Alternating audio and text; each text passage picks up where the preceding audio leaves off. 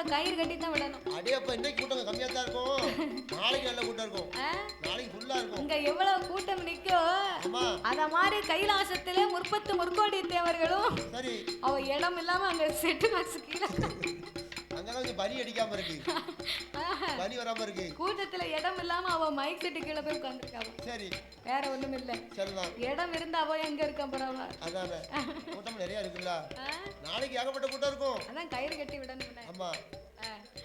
அப்போ 30 முற்கோடி தேவர்களும் 48,000 கோடி ரிஷிமார்களும் சூழ்ந்திருக்க சொக்கட்டங்கால் மண்டபத்திலே அம்மையப்பன் இருபேர்களுமே சோவி பரத்தி விளையாடி இருக்கிறார்கள். அவர்களை சூழ அத்தனை பேர்களுமே அமர்ந்திருக்க